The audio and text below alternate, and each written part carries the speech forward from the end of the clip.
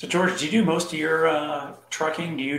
Does that originate at the ports or end at the ports? Is that where most of your stuff is done? In turn, oh, right. So yeah, we definitely handle import and export containers. Most time it's maybe picking up a container, delivering to a facility.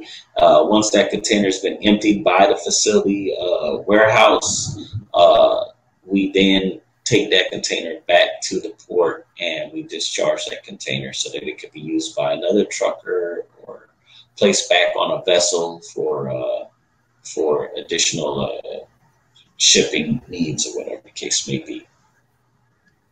So that's the I heard us. Mm-hmm. How often would you say that you have an empty container that you're transporting? Does that happen a lot?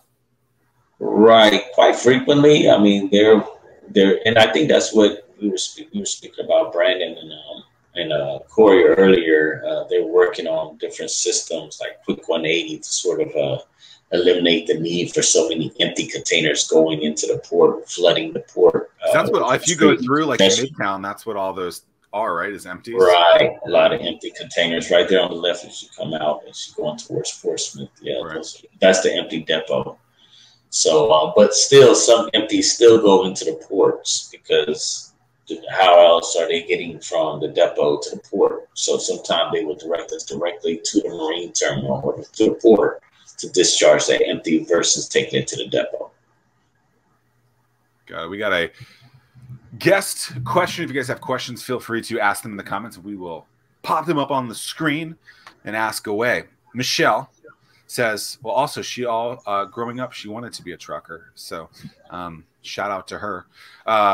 Michelle says, if someone wanted to purchase a container, what would you recommend be the best way to retrieve? There's a couple ways. You can, shameless plug, but you can also come through me. I also have some vendors that I work with that I trust that I have actually worked with the city of Virginia Beach Public Utilities on a couple of occasions. I'm actually working with them currently to acquire a couple containers for whatever storage needs that they have. So me being SWaM certified, I'm one of those entities that they can come directly to, and I try to orchestrate that deal. And so I'm one that you can use, or you can find some other container companies around the area that are selling them, and you can maybe deal directly with them. But I think a lot of them prefer that you go through a vendor, so it's someone that you can directly work with. And I'm sure Zack will put my email in there, in the somewhere around here somewhere, so you guys can get in touch with me. And why are you making me work, man? I want to be like those kids who just want to be gamers and Instagram famous, but fine. Because you asked, I'll give you it very quickly. PioneerTransportVA.com. All right. So Tim asked the question earlier about kind of starting to get a loan, things like that. Over the last year, there was a lot of funding resources available due to the pandemic. I know you were able to secure some of that. But even before that, like being SWaM certified, I think some people are on the fence about doing something like that.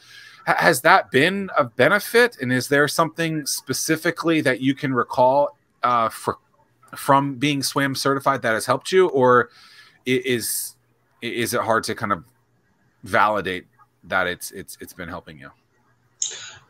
Namely, it's been the container sales has been the most benefit I've received out of that. I don't feel that I've maybe exercised the SWaM certification enough in terms of there's an EVA procurement site that you go through for additional resources. Is that something that you're just not well versed in? Is it like why do you think that is something that you haven't been able to use the same way? Because you show me a problem, I say why, right?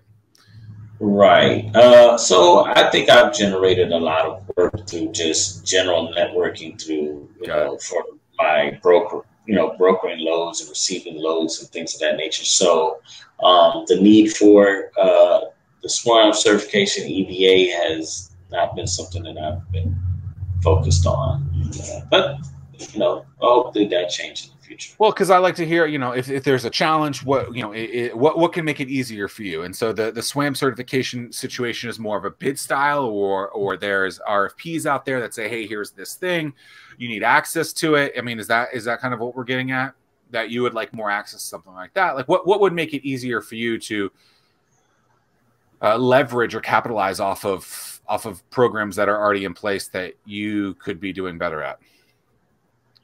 Well, in terms of SWaM, I really could not, I couldn't really say, but it is something that I think I would consider, maybe exploring a little bit more. Not sure how it would benefit me as a whole, but again, it's something that I think I want to explore further. Got it.